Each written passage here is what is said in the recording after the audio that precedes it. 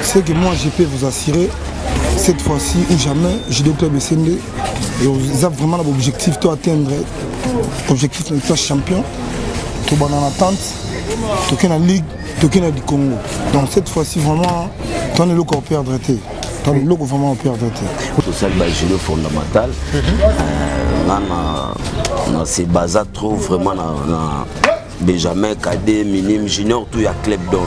À part senior, c'est junior, si na Benjamin, na Poussin, on a entraîné titulaire na bango. Non, il y a un cadre de département de formation et jeunesse. C'est ça, c'est ça. Okay.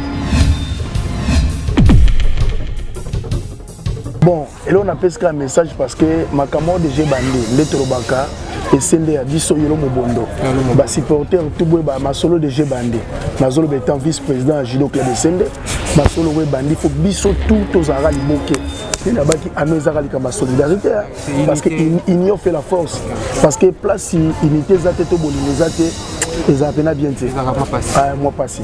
Donc nous tous aboutis d'aller boquer ensemble pour m'amener qui quitte au moment. Je voulais, moi-même personnellement, je voulais savoir si ces transferts-là, ils ont respecté les clauses des contrats. Ça, c'est important.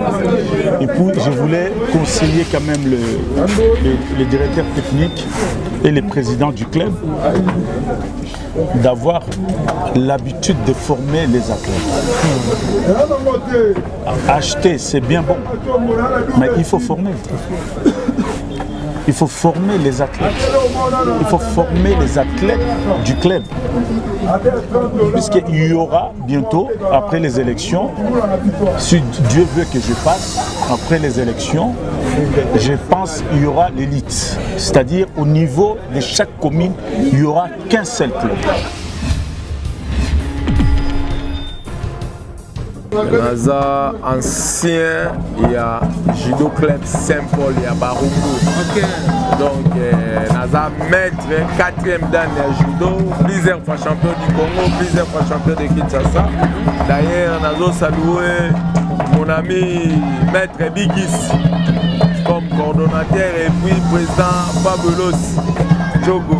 Nous ensemble, même moral, donc nous avons la carte SND. Oui, et par rapport à la journée à l'élo, et au monde une évolution, ouais, journée à bien, nous avons la présentation à Bajidoka. Il y a une présence dans la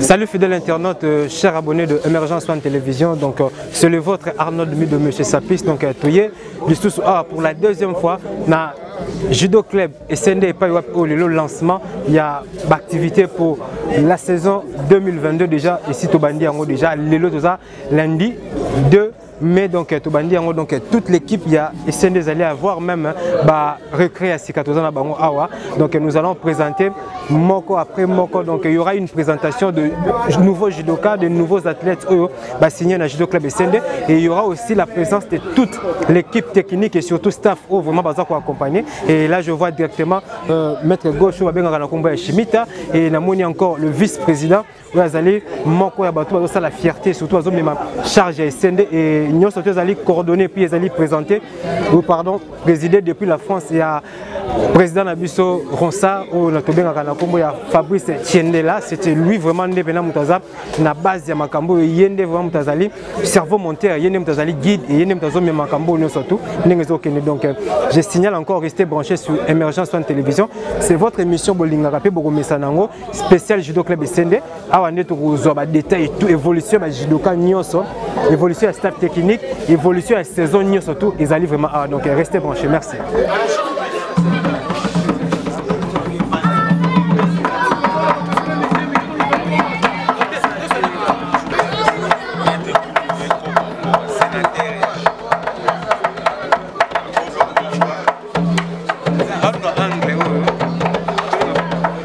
présent dans le judo club SND, on a remarqué la présence de beaucoup de gens et surtout athlètes, nous surtout va répondre présent et ainsi que l'équipe et surtout staff technique mon judo club SND comité tout va répondre présent donc tout le monde est zangi et quand on a gagné club il tout côté namoko et ben découvre la SND bazakane SND mais na évité il mon fois se présenter à Zanani et puis là on est mimi Ndeko bonjour.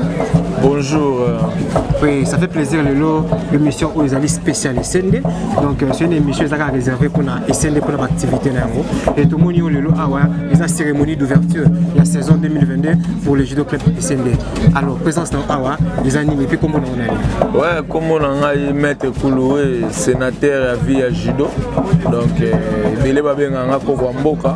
Donc yeyo na ye SND dans le club ils ont poussé en avant. La club ils ont fournir fort et belé surtout sur tous les plans. Sur le plan technique, financier. Donc ils ont un club comme ils répondent à la norme, ils ont un titre. Présence Tangaï Awa, ils ont titre. Donc ils sont année au titre. Tout à l'heure là tu disais que maître Koko, vous êtes ancien judoka club, tu maître avocat, tu maître Nina, c'est un peu d'explicité. Naza ancien, il y a judo club Saint-Paul, il y a Baroumou. Ok. Donc Naza maître 4e dan de judo, plusieurs fois champion du Congo, plusieurs fois champion de Kinshasa. D'ailleurs Nazo salué mon ami maître Bigis comme coordonnateur et puis président Fabulos Djogo. Nous ensemble même moral donc dans la 4 SND. Oui, et par rapport à la journée à l'élo, et au moins une évolution ouais, journée ça bien, dans la présentation à Bajidoka, il y a une présence dans la pour remonter bango moral na bango pour bango dans la communion pour tous ensemble, makamba bien rozala nango toujours. Oui, année passée SND 3e, année où SND a déterminé pour le titre n'engagé le olympique non, présence dans les titres et nous nous rassurer la bande de combat de la biso au batika SND kala. Bato tout au batika SND kala, na bengi bino boya ebele année oyo bozala na biso ensemble pour to kabola bilengi wana ensemble donc au monde année oyo des titres na 4 SND des titres na 4 SND ça la fierté makasi ya 4 ya commune ya Kalamu.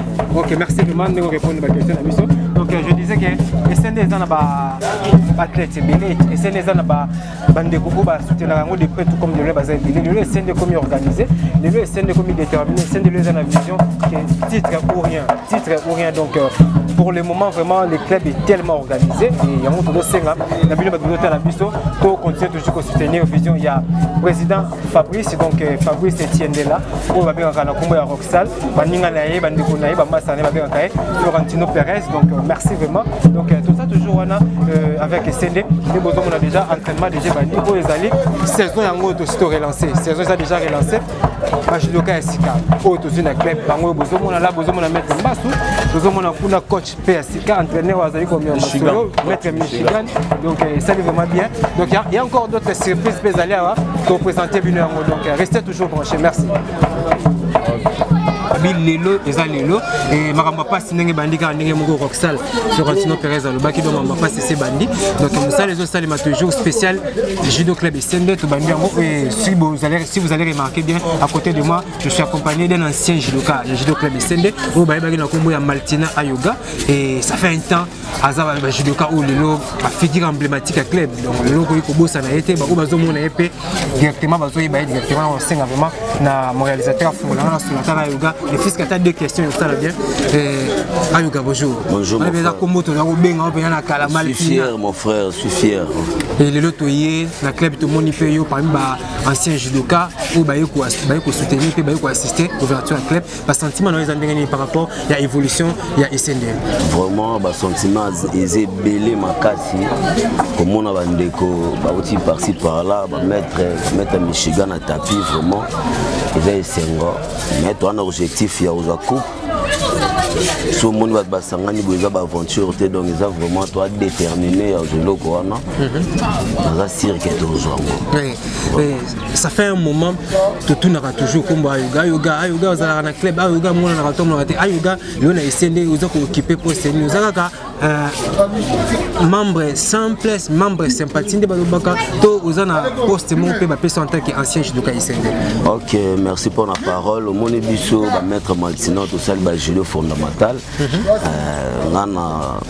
On se base trop vraiment na Benjamin, cadet, minime, junior, tout y a club donc à part senior, banda c'est junior, ti na Benjamin na ba poussin, ngani na entraîneur titulaire na bango. Donc yo dans cadre du département de formation et jeunesse. C'est ça vraiment. Donc ça lui va bien et maintenant par rapport il y a président Sikao Senazui na kombo ya Fabrice Tchendela par rapport à la vision où yaza na ngona ba kambo pazo ma pour na SND yo moni ngoni. Non, je suis fier ozana muta bongo na club. Azo sala ba mambo belé a minene na yena ba mi pepe na ye donc mi pepe ne ça va pour mon pepe ne bouger tout le monde comme moi si quand même changer moi ba quelques données où ils allaient qui un peu mais c'est bon tout PC qu'a chance mon frère coup de chapeau donc à ça moussa na total mandat na ndenge salama. OK, merci vraiment. On continue toujours les mains donc on a un réalisateur là. OK, ça va. Donc je vais demander à mon réalisateur de continuer toujours parce que pour Komisiko, nous sommes à côté de vice-président de Judo Club et SND où l'autre fois nous avons déjà la émission au Botala qui vous s'appelle plaisir qui a trop parce que vice-président Bayo Kaka na Sango mais Bamona qui joue mais Lelo vu que ça lancement il y a saison 2022 juste une question par rapport il y a Makamou Baboumbi Bissolelo. Bonsoir vice-président. Ah bonsoir. Oui, plaisir ça me casse mais benga ningani lo bimisi mutano zela ki wapi pour baluka ka o mona na kati. Voilà ça la comme ma maison kende. Yo moni ndeto en plein entraînement. Donc eza mukolo bana nyonso bazo banda musana bango yo moni ndeto ali kaka. Donc mingolo beneza te. Mais to moni lelo ba athlète sikapé ngomba bandi to moni pe baza accompagner na ba ancien et organisation ça la nini fait que salima o et ça la minorité la journée à lelo. Bon presque déjà établi presque tout bana musu baza koya ya ba judoka. Lelo pe eza une belle occasion to ya ba président ya judo ko ya judo na biso ya Congo azo ya calamité bozo monae. Azo ya vraiment ça la moi c'est bon. Moi qui toque vraiment. Le président Bobo, je crois, il pourrait bien se présenter vraiment judo na biso ya Congo. Donc bientôt déjà je commence déjà. Okay, merci vraiment. Et un message na amoureux judo, un message na fan judo club SND par rapport au lancement de la saison. Bon, et là on appelle ça un message parce que ma camarade de Bandé, le Torobaka, SND a biso yolo mobondo. Ba supporter tout boy ba ma solo de Bandé. Ma solo étant vice-président judo club SND, ma solo we Bandé faut biso tout aux arali boké. Il y a qui anois arali comme solidarité parce que union fait la force. Parce que place unité zate to bolingo zate ils ont bien été. Moi passé. Donc nous avons d'aller boquer ensemble pour m'amener qui est au Congo. Oui, SND Abisso Yolo Mobondo donc nous continuons toujours. Nous allons donc on a lancé les activités de la saison 2022 comme je le disais tout à l'heure. Donc Subomoni vraiment ambiance zorénée na judo club SND à Lilo donc bana Yolo basé à Kosepé la bana Yolo va répondre présent et puis toujours sur la na batunyo so ba cadre nyo surtout il y a judo club SND donc tout na vice-président, tout seul, na ancien judoka club et puis le lot fait la minute tout ce que tout là, na moment quoi il y a doyen judo club SND. Donc c'est vraiment une surprise, donc on a vraiment réalisateur a chambre à toi découvrir un balamoko et avant que écoute déjà on a présenté, j'aimerais à ce que Yomoura se présenter, il aussi en caméra émergence sur télévision. Bonjour papa. Bonjour papa Nangaï, na c'est une aussi que ça un message. Bon, Nangaï souvent bien Nangaï oncle Emile. Oncle Emile. Nali doyen à club SND de Nali premier conseiller. Doyen à club SND. Donc le lot c'est un plaisir à trop. ndenge na moni présidence na bino boye kati na biso po lelo ma démarrage makambuti démarrage so ba na lelo donc cette fois-ci nous avons déterminé de façon que nzanza oto yokaka o pe bino mona ka to yango to ya yango to sengela ki donc lelo balé qui va démarrer lelo bino boya mona biso to loba par après au peut ça le boko to ke na liboso. Merci vraiment parce que vous allez parmi les doyens il y a club SND bon évolution club du début puis le sikato comme lelo et par rapport il y a évolution côté administratif ni oyo moni vraiment il s'est pelé sur la saison. Bon pratiquement administration côté on a liboso ça qui bien té administration ça qui bien té ça qui bien té kala OK kala mais cette fois-ci en tout cas administration comme na ndenge sengeli ndenge na club SND a fonctionné ndenge club SND a fonctionné président vice-président secrétaire administratif azali ba conseiller bazali ba trésorier presque bango tout ba intendant presque ma poste tout est bien occupé. Ils sont bien occupés.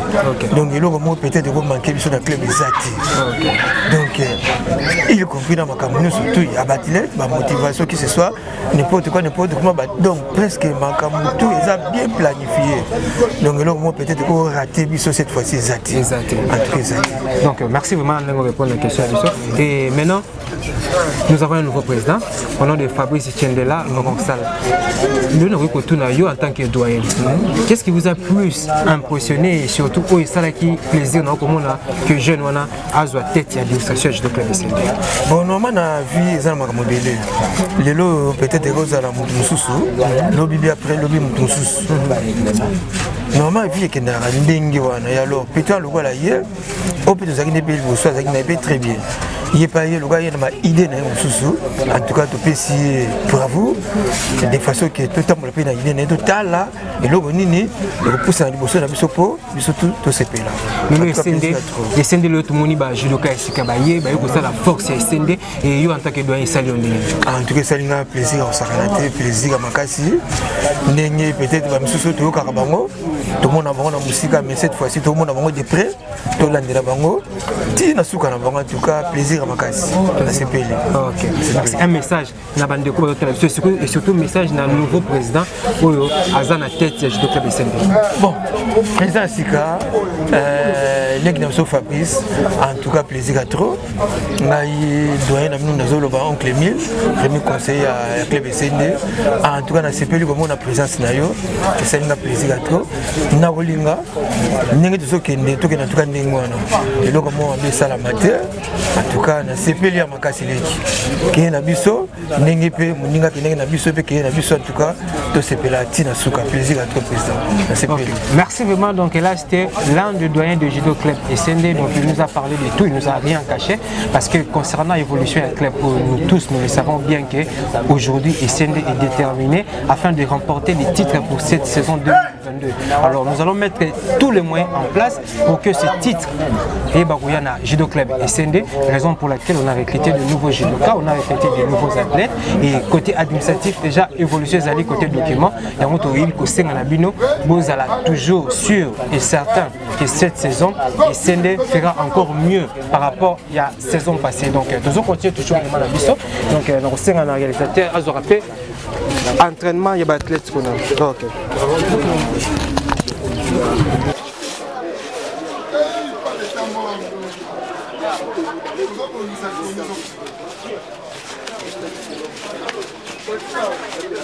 Et tu es sous-spécial, tu es sous-spécial, ancien, il y a des doyens, il y a judo club SND, Maître Biko. Maître Biko, bonsoir. Bonsoir.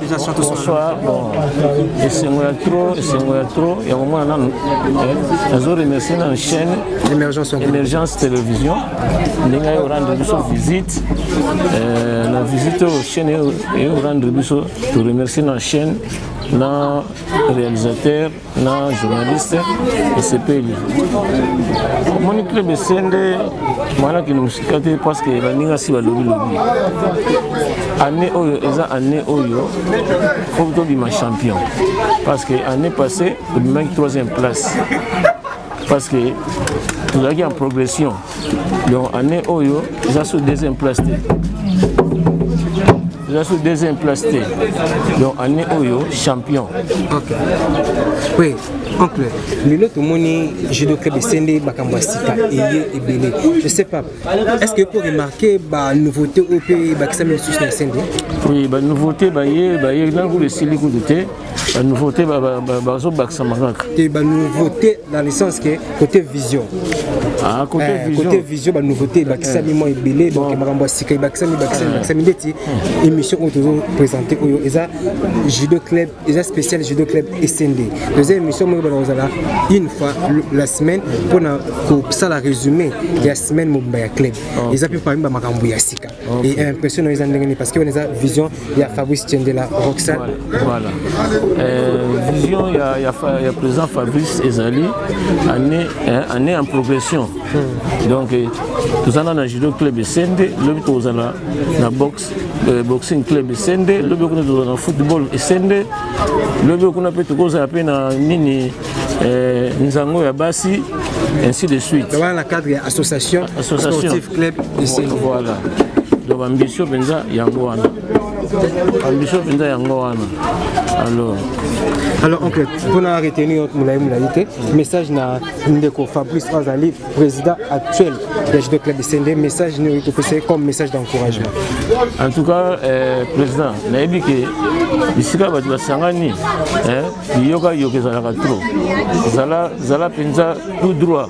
Parce que biso ba vieux de tous serein, tous liboki comme tu as dit l'année passée tu as dit liboki. Et là au kabola biso ezati so côté na nzela yoka au beb samsala na yo. Mais biso tous sima na yo pour soutenir yo et bandeliti souka. Ok, merci vraiment donc nous avons un réalisateur donc Azosco entraînement parce que tout le monde est déjà déjà essayé commissariat. Ok, merci.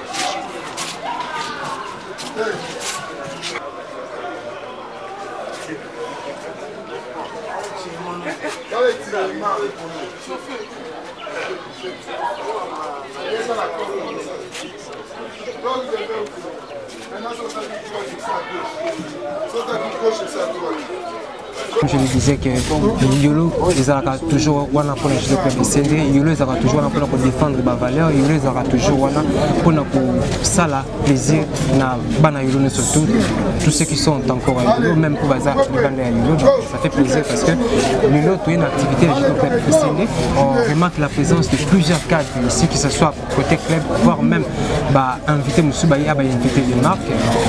Sur ces plateaux, ou soit à côté de moi, il y a un monsieur qui représente directement le bourgmestre de la commune de Kalamo, parce que le monsieur, le maire de notre commune, avait reçu l'invitation. Raison, il y a absence d'ailleurs, on ne sait pas. Alors, raison pour laquelle il a délégué l'un de ces cadres pour représenter. Et on a vraiment au fond de la chambre pour que tout cela a invité la mission. Bonjour monsieur. Oui, bonjour monsieur le journal. Oui, le plaisir pour nous de nous avoir visité aujourd'hui à l'SND. C'est une activité sportive et je crois bien que votre présence ici doit avoir une raison certainement. Et vous pouvez vous présenter devant la caméra d'émergence sur la télévision. Merci beaucoup, monsieur Didier Mpembe Kabea. Je suis le chef de service de sport et loisirs Kalam. C'est au nom de toutes les autorités, du ministre des Sports et Loisirs, son Excellence M. Paulin Ilois. C'est au nom du numéro 1 de la commune de Kalam, M. Jean-Claude Kadima, le bourgmestre, qui m'a délégué spécialement ici, n'est-ce pas, pour prendre part et pour maintenir la paix au désordre qui existait, semblerait-il. Nous sommes les enfants d'une même commune, nous devons promouvoir la paix au sein de notre commune par les désordres. Donc il est là pour ça, pour la paix, parce qu'il est papa pour tout le monde. Okay. Voilà. Oui, merci. Et par rapport à tout ce que vous avez observé ici, qu'est-ce qui vous a plus impressionné par rapport à la réalité actuelle du club? Ce qui m'a impressionné, c'est parce que l'activité a eu lieu. Par rapport aux rumeurs, c'était qu'il y a un désordre qui existait. C'est ça qu'il m'a délégué spécialement, de faire une descente sur le terrain, hein, de voir qu'est-ce qui se passe et puis de l'informer au plus vite que possible. Parce que son souci est que tout le monde soit dans la paix. Cette activité est intéressante, ça va promouvoir la réputation de notre commune. Il ne faudrait pas que ça se passe de n'importe quelle manière. Il veut que ça se passe, n'est-ce pas, en bon uniforme, qu'il n'y ait pas un désordre. Voilà. Et en termes d'organisation, ce que vous avez remarqué d'intéressant? Je suis impressionné, monsieur le journaliste, vraiment impressionné. Tout est en place. Regardez là-bas, il y a des athlètes qui sont en train de s'entraîner dans la quiétude, dans la paix. Il n'y a pas un désordre ici, comme on nous avait averti. Voilà. Oui, aujourd'hui, Judo Club SND fait partie du club qui fait la fierté de la commune de Kalamou.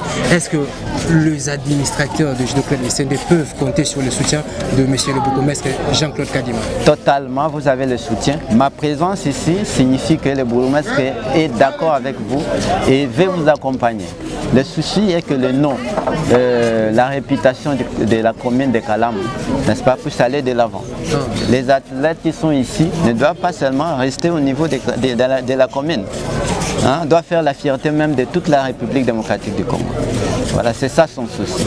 Merci d'avoir répondu à nos questions. Juste un message de paix et un message d'encouragement à tous les amoureux de judo et surtout à tous les habitants de la commune de Kalam. Voilà, tous les ressortissants de la commune de Kalam, tous les sportifs, sachez-le que le bourgmestre Jean-Claude Kadima, n'est-ce pas, qui est notre numéro 1 ici, est derrière vous et vous soutient. Alors son souci est que vous puissiez savoir qu'il est père. Il n'est ni pour les uns ni pour les autres.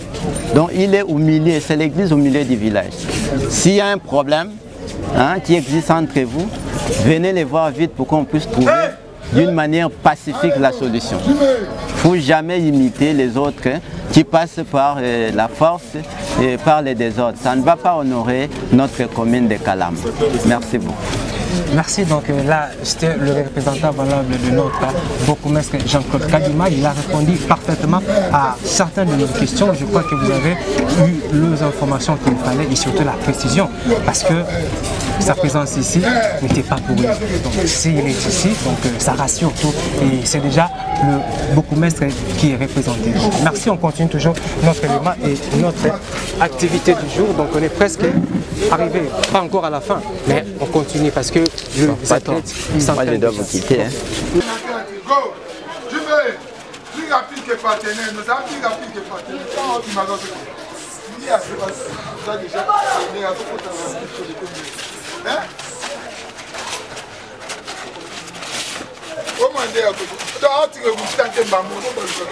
Et juste à côté de moi, je suis avec maître gauche, maître Chimita, maître la fierté à club au judo club de SND. Non seulement SND, mais il y a judo d'une manière générale. Il y a vu la Kinshasa. Donc, nous sommes organisateur déjà. Bien qu'après, c'est seulement 2 ou 3 questions parce qu'il est déjà en plein entraînement. Maître, bonsoir. Bonsoir, mon frère. Oui, maintenant, mon micro, maître. Bonsoir. Tout le monde est lelo, makambo déjà bandi, bino boza bakulu tunabiso. Et lelo, ils ont lancement, il y a saison, il y a sika. Ben impression ils ont donné. Vraiment, je remercie le bon Dieu parce qu'il a battu le biso, a commis ce biso, qui n'a joué à lelo pour te répondre les activités. C'est que moi, je peux vous assurer, cette fois-ci ou jamais, Judo Club SND, ils ont vraiment l'objectif d'atteindre l'objectif de champion. Tout le monde en attente, tout le monde en ligue, tout le monde du Congo. Donc cette fois-ci, vraiment, on est là pour perdre. Vraiment perdre. Oui, dans cette saison, on a remarqué que moi, changement et salami côté administration. Et l'administration est en place pour cette saison. Est-ce qu'on peut espérer vraiment que Makambo Gozala car Malam, le quoi nous arrive la saison passée? Bon, moi je dirais que parce que Batumsou, parce que Libanda va rajouter un effectif, et puis un coup de pouce. Donc,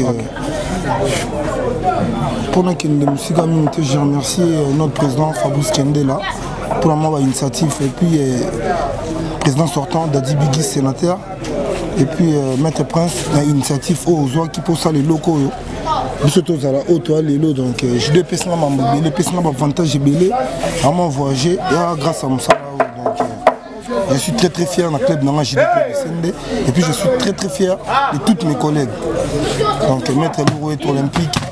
Je suis très fier de toi. Donc, vous avez vraiment ébélé. Et Mekanda, fier de toi encore. Donc, cette fois-ci, objectif, Judo Club SND, champion. Oui, communication, entente entre Bino et Judoka ou ici dans le club, ils ont une ambiance. Bon, ambiance, ça va déjà bien. Pourquoi? Parce que déjà tout s'écoutera, déjà tu es bien. Mais là, quand tout le monde s'est partagé mon savoir-faire. Et puis je remercie aussi Cap Michigan, la soutien pour apporter pour cette année dans Judo Club SND. Comme détenu directeur technique, Maître Michigan comme entraîneur. Donc on va faire de notre mieux, ça va aller. Ok, merci vraiment de répondre à quelques questions. Et message de Maître gauche, parce qu'il va bien mettre gauche, parce que le colonel a habité, ce que ça a cyclé dans ma famille, tout ça a entraînement. Pour qu'on ait un big arrêté. Bon, tous les fanatiques à Judo Club SND à nous, vous allez vraiment mobile. Biso une époque même surtout ça là et puis exploit bêta et on les autres nous transmettre en obana mambo na oloba masala na kulu eko kamboka ebi masala na chaber be le mifuna ebi mambo na oloba technique yango to transmettre en bana donc na remercier vraiment petit Ngali Andi capitaine de l'équipe pour l'effort pour azosa les pour continuer au sala mettre Mbassou champion d'Afrique donc Toembio mettre Maltina Mazoza Boye puis madame Nanda toujours champion Neymar Romaric Azate Dieleva Azate Maître Béja Azate donc je crois que lobby ou après demain au moins une équipe au grand complet.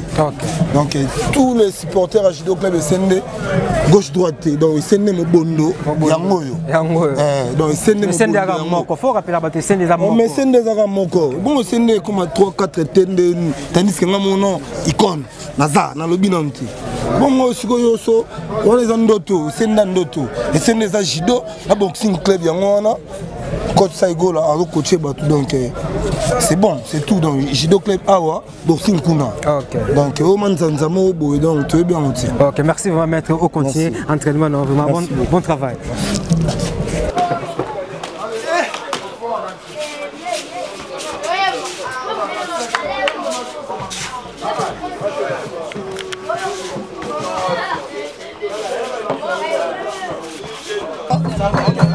Premier combat, Maître Neymar, tu as renouvelé contrat naé.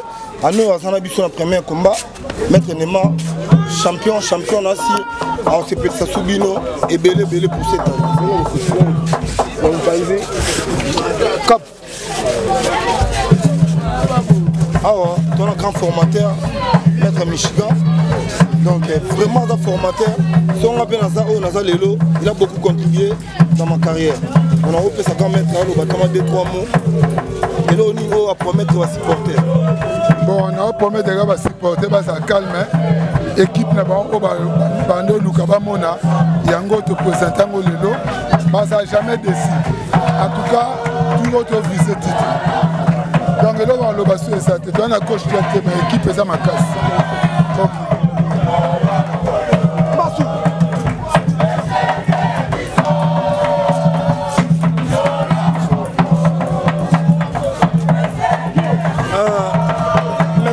Champion d'Afrique, 5e combat plein.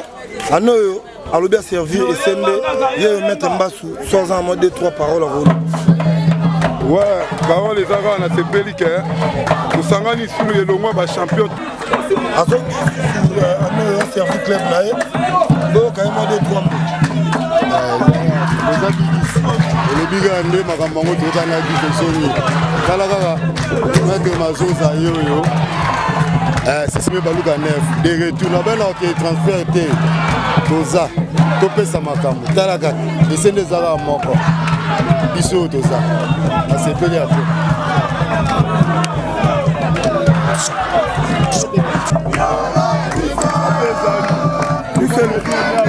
lui, c'est le capitaine de l'équipe. Bisso le capitaine de l'équipe, à Servais, Bisso vraiment né passé à Salba merveille, à Sali carrière on est très très bien. Cette fois-ci, Abi, champion ou jamais. Bon, capitaine de l'équipe. Et puis te remercier le président Fabrice Orsian, la sénateur à vie pour vos efforts, on est ensemble. Bon, capitaine de l'équipe. Merci vraiment. Ano et moi, j'étais. Ano on a tout évolué qui tu as la demi-finale, tu mets 3e place. Mais ano et moi, tu as la décision. Tu as besoin de champion dans la carte Yolo, tu as coach à titre dans la carte Yolo. Bafana Yolo va ça calme. Tu peux mettre le titre dans la banque, va ça la calme. Tu as la banque titre dans la banque. Tous les titres, Ligue, Coupe du Congo, Nyonso, tu reçois. Donc on a un tournoi au Kalaté le 2 juillet, tu as un tournoi. Le 2 juillet, tu as un tournoi. Après, tu es allé sur le championnat de Zui, tu es Ligue de Zui, tu es allé sur le Congo de Zui. Les supporters essaient de surprise et belé. Merci à président Fabrice Chende la Rostal. Merci à père président Bigis. Les doyens, Maître Loumandemo, toujours, et Sendemo Bondo.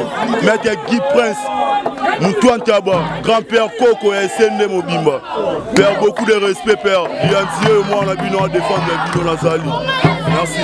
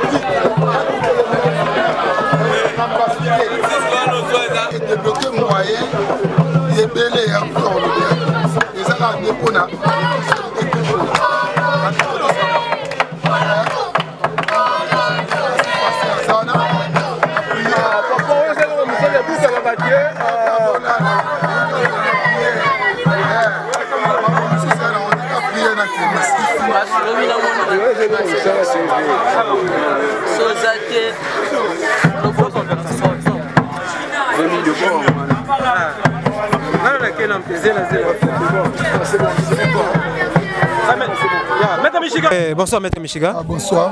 Oui, l'autre moni, l'entraînement déjà, ils ont déjà relancé. Et c'est un peu de nous expliquer, saison Oyo et Sende se comporter comment? Bon, d'abord, il faut remercier d'abord Nzambe et puis le comité Mobimba, président Fabrice, président Bigis, Balou, Mandembo, Bango, tout le comité de Basimbani, Nandenge, apporter choix na Bango, Pananga, il y a des coachs, qui choisi pour la équipe de Sende année. En tout cas, nous promettons de supporter le comité de Simbana main dans la main. En tout cas, ça n'a jamais décès. Toi, l'équipe va bien. Surtout Simbana avait l'aide de l'Éternel. En tout cas, oui, tu as une surprise. Tu as une Kauka, épaulé, club judo et Sende et familiarisation entre les deux quartiers et ça Lyon. Bon, Ngai bien poussé. Kauka, c'est Kalamu, Yolo, Kalamu, Imo Congo, Matonge, c'est Kalamu. Ndenge, deux quartiers wana.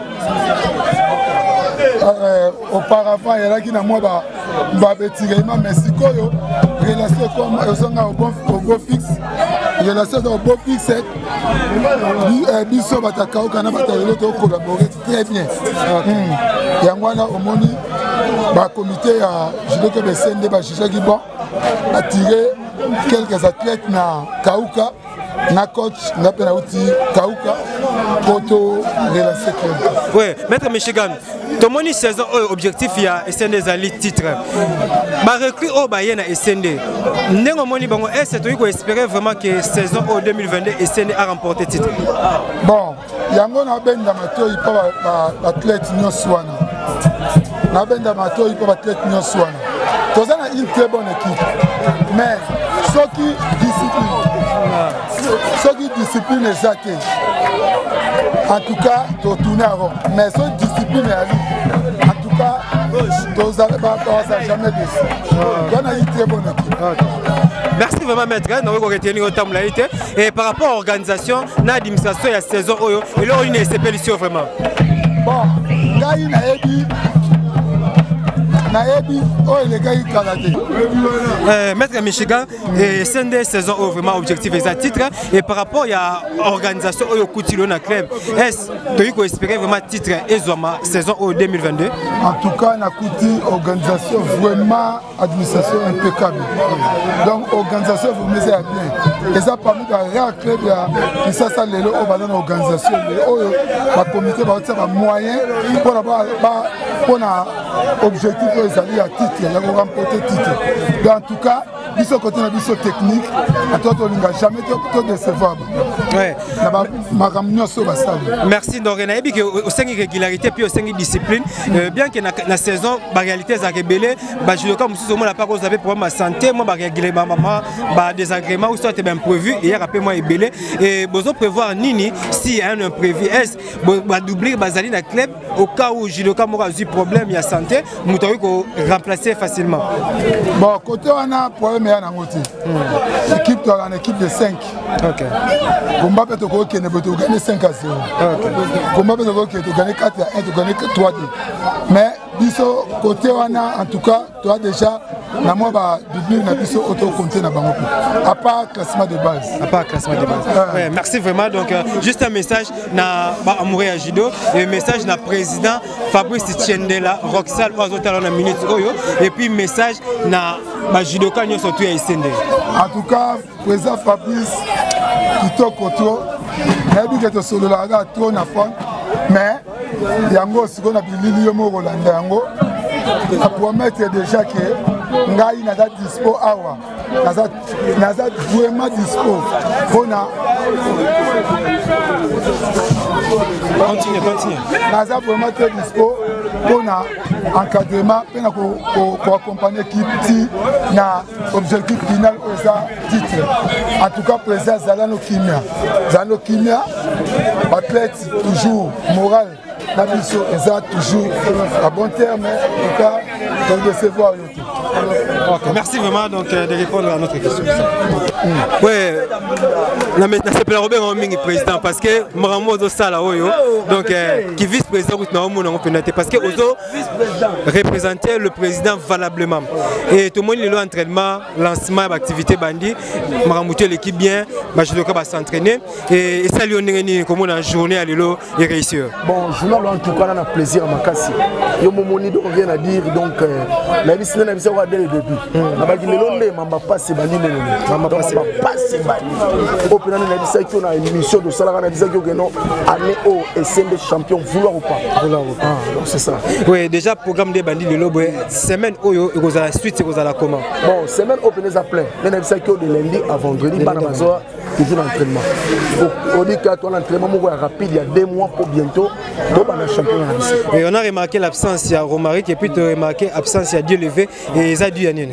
Bon, monsieur, ils ont peut-être un contre-temps, monsieur, il y a un transfert, monsieur, il y a un musica. Il y a un transfert, c'est moi, Mouboulou, mais je crois lobby déjà, mardi, tout va aux affaires mobilisés qui tombent. Mardi, tout va aux affaires. Donc, mardi, mercredi, au moins, on a tatami, donc, ils ont quitté. Oui, par rapport à Maramou Faré Salima, Nini, Oyo, Penomonique, et noté à O, Faré Salama, tout ça, il y a une journée à l'élo. Bon, et là, ils allaient qu'à faire, il y a arrivé à président, mais il y a judo, président judo au Congo, moi contre Tamongo et Zalaki et Pessimo Boulou mais nabi que éco-facilité attente les ailes sous moi belé pour recevoir vraiment moins trop. Ok, merci vraiment président et juste un message d'espoir la bateau bataille parce que désormais spécial Judo Club SND chaque samedi et puis chaque dimanche dans émergence en télévision donc on sait un peu déjà na bana yolo ba mourir judo ba s'abonner directement à l'émergence en télévision pour que ba dans le programme message des amis. Bon, la pesque un message là bas na tuni alobaki makamda on a même mamba passer bandi donc le bana tu a yolo mobondo donc comment que moi c'est donc SND ya biso yolo mobondo donc biso tout déjà tous à la même solidarité tous à la auto soutenir club la biso. OK, merci vraiment. Merci. Ouais, Ndeko, bonsoir. Bonsoir. Tout le monde est SND qui par rapport à SND. Moi, il est SND qui par rapport à SND. Poste mon est poste nini? Poste mon est 500 rabat. Batuno c'est ba supporter nyonso. O balanda ka Judo Club SND. Na kati ya commune ya Kalama. Na kati ya RDC tout est allé RDC. Yango poste ba pesanga ba kontinanga ba bureau na ba pesanga poste na attaque. Etina monga sur la rabie ali na pe club ne batala ki muta pesa ki yango ba bita. Etina biso Christelle Saigola poste yo roza na ngo. Yango. OK. L'autre moni lancement il y a activité marambutu bandi lilo et ba sentiment dans les années sentiment na c'est que organisation on ba kontinanga ba sali ba o ba sali banda ya mboko na ba o ba sa c'est la plaisir ya mingi kokota ba grand judoka o ya RDC o ba sali fierté ya RDC na ba pays li banda ba tinda bango li banda ça za ko sensa bango c'est un sentiment message de paix pour na bandeko to bazotala aussi koyo bana yolo oyo ba se pla na isende bengi bana yolo RDC on a 24 communes. Dans la unité championnat Zobani. On a ce baby qui va commis ça Judo Club SND. Baya entraînement la biso to bandi on va partir le DDA. Tu vas dire les lo le D. Tu vas dire entraînement la biso to bandi. C'est même mon macro RDC on ta commune to ça la kana armée. École armée 16 qui moins à tous la capelle, à tous la boumou. Boumou ce qui moins. Tout dans l'école armée 16 c'est des arawa. Toute les populations nous allons à l'est, oui, on va soutenir, c'est ça pour soutenir. Merci. Oui, fidèle internaute, cher abonné de l'émergence de la télévision, et c'est votre émission spéciale Judo Club SND. Donc aujourd'hui, pour le cadre du lancement de la saison 2022, donc on s'est déplacé juste dans le dojo et Judo Club SND pour que évolution et on a eu le temps d'interviewer quelques athlètes et puis quelques administrateurs et clubs. Ils ont répondu parfaitement bien à nos questions. Et maintenant, le président de notre fédération, il y a Judo Club, il y a Judo d'une manière générale, il est bel et bien avec nous, donc nous allons lui questionner juste pour 2 ou 3 questions et j'espère qu'il sera à la hauteur à répondre à nos questions. Donc on sera déjà un réalisateur à fond déjà avec beaucoup de respect et beaucoup d'humilité. Bonjour Monsieur le Président. Bonjour. Oui, quand bien même vous êtes un peu arrivé en retard, donc vous pourriez juste nous expliquer qu'est-ce qu'il y a orchestré, soit Nini Sali pour moi qui est président comme en retard. Alors, avant de commencer, je vais remercier le président actuel du Judo Club SND, celui qui a remplacé Maître Bigis. Voilà. Donc je les remercie pour l'invitation. Et ensuite, pour répondre, je vais répondre à votre question, comme vous avez dit, si je serai à la hauteur de répondre à vos questions.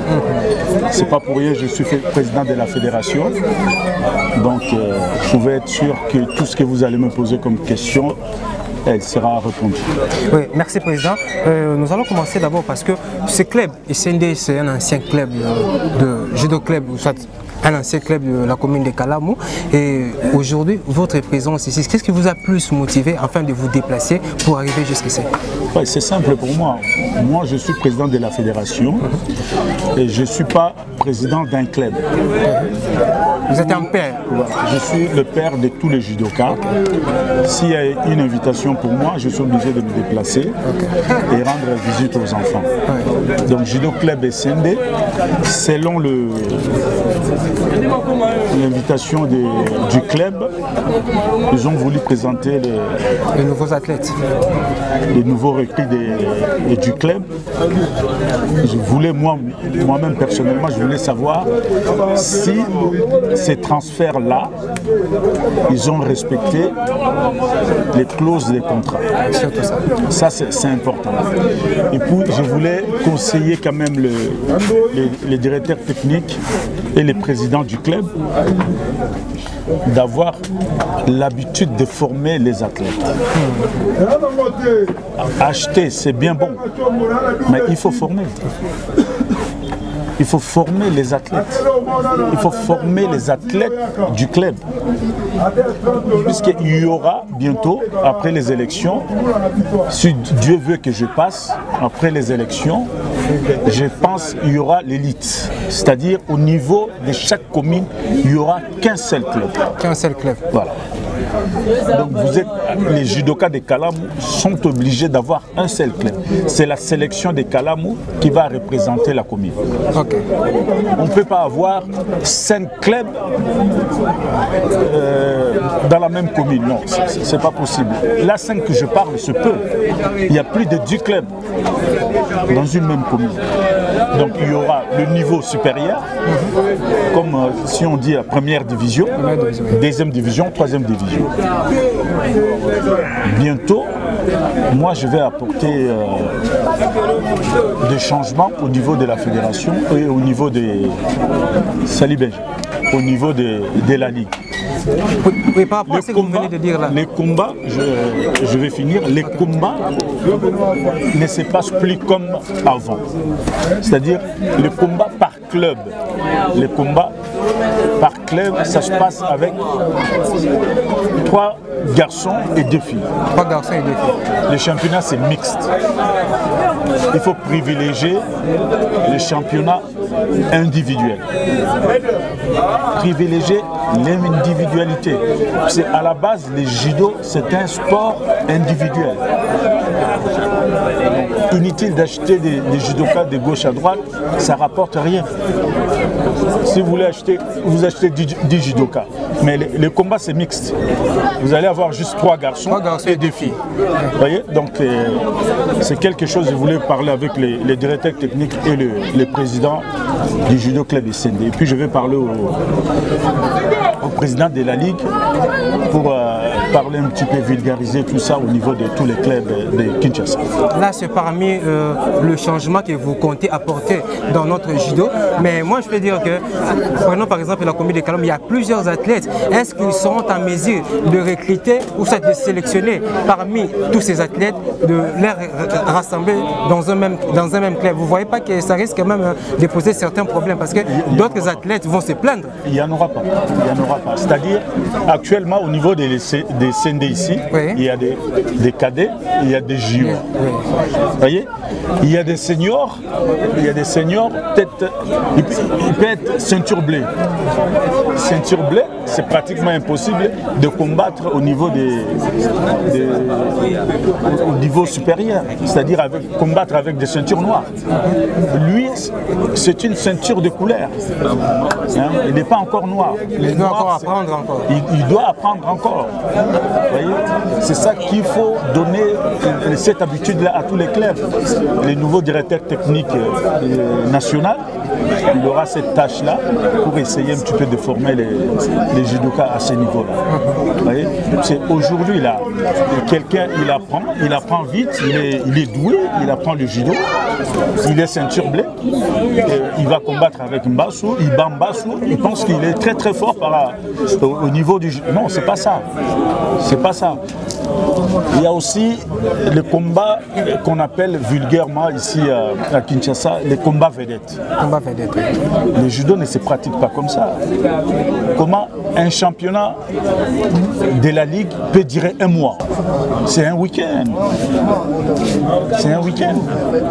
Il y a des judokas, il est fort, mais il ne peut pas tenir toute la journée pour faire 6 combats. 6 ou 7 combats. Voilà, ou 7 combats dans la journée. Il ne saura même pas. Il sera fatigué. Il sera fatigué. C'est pour ça, tout à l'heure, vous avez vu, je posais la question à Mbassou, s'il s'entraînait. S'il s'entraîne, ça sera mieux pour nous, pour la fédération, pour la République, qu'il parte défendre les titres qu'il a eu il y a 2 ans au niveau africain. Oui, par rapport à l'encadrement, est-ce qu'on peut dire que le judo dans notre pays, en République démocratique du Congo, évolue par rapport au judo au niveau de, par exemple, comparativement à Brazzaville, Congo-Brazza, Gabon, nos athlètes, est-ce qu'ils évoluent vraiment bien? Voilà. Si vous me posez cette question-là, et je crois qu'il y a 10 jours, ils ont publié un combat. Je pense que ma combat, si tu as suivi ça, tu as vu l'arbitrage. Il était incapable même de donner un point. Le mec, il s'affaisse, après lui, il met, il pomme. Vous voyez? Donc il ne faut pas nous comparer avec Brazzaville. Et ils viennent ici, je connais pas mal de judokas congolais. Et ils viennent apprendre ici. Voilà. Je peux citer Maître Makoma, Maître Saïto Makoma. Il va donner des stages à Brazzaville. Il y a nos arbitres qui partent aussi à Brazzaville donner faire des séminaires. Vous voyez, faire des séminaires là-bas à Brazzaville. Donc moi, c'est comme si tu me dis, papa, dites-moi comment tes enfants ne fonctionnent pas bien. Moi, je suis là. Moi, personnellement, je sais que le judo marche bien. C'est par manque de moyens qu'on n'arrive pas à avancer. C'est juste ça. Et vous avez soulevé un point très important que le judo du Congo manque de moyens. Alors, quelle démarche faites-vous pour que le gouvernement soutienne à 100% le judo de notre pays? C'est-à-dire, il ne faut même pas me poser cette question-là. C'est facile. La façon qu'il s'occupe du football, oui, c'est la même façon qu'il faut s'occuper du judo, taekwondo, handball, basketball, toutes les disciplines. Il n'y a pas à dire, il y a un budget pour ça.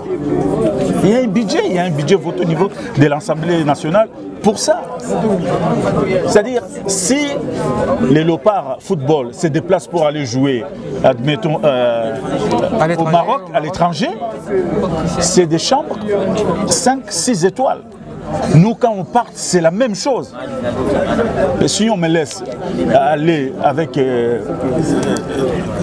je peux dire, 10 judokas, sans subvention, comment je peux faire?